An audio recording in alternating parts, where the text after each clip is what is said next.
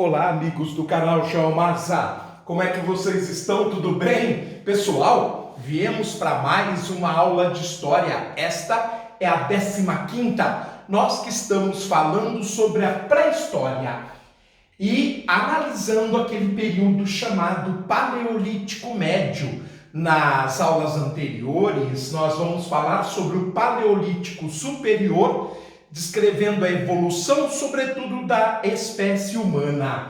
Aqui, então, o foco, já iniciado na aula anterior, é só revê-la, é o Paleolítico Médio.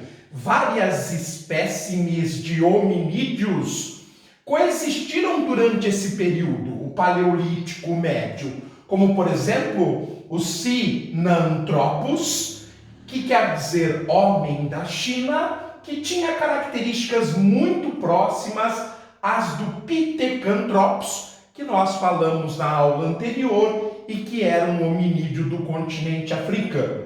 De modo geral, quase todas essas espécimes humanas habitavam cavernas, conheciam o fogo e já davam os primeiros passos na articulação da linguagem. Então, depois de milhões de anos evoluindo, se adaptando e, claro, caracterizando a espécie com formatos próprios, com formas de agir e reagir ao mundo típicas da nossa espécie, nós então fomos evoluindo continuamente. Mas o espécime mais importante que apareceu no Paleolítico Médio foi o homem de Neandertal, já muito parecido com o homem atual. Aliás, eles coexistiram possivelmente, o homem de Neandertal,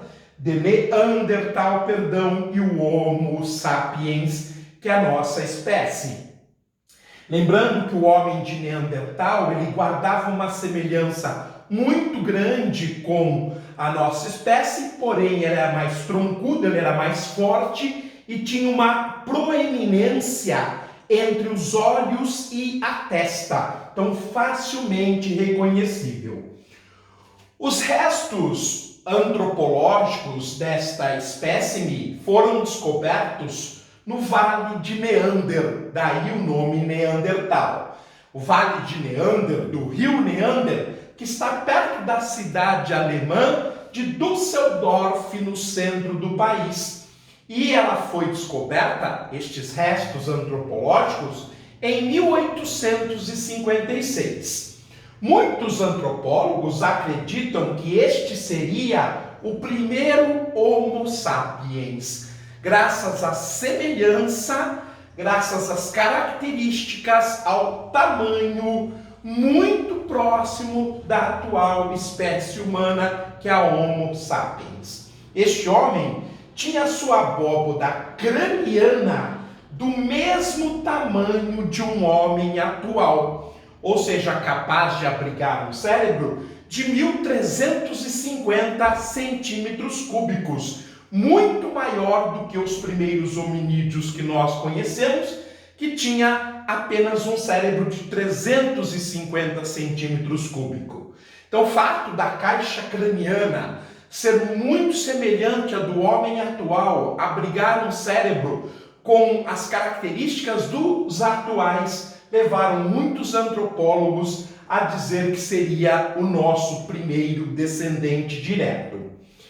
A posição dele era de corpo ereto, portanto, com a posição semelhante à nossa, braços levemente maiores do que o do homem moderno, chegando muito próximos ao joelho, fronte pouco desenvolvida e possuía uma saliência óssea entre a testa e as órbitas oculares. Então, uma testa mais estreita que a nossa, um rosto mais pronunciado, lábio mais grosso e a característica, o calo ósseo diferenciado que o caracterizava, parecia um teto, uma aba de boné entre a testa e os olhos.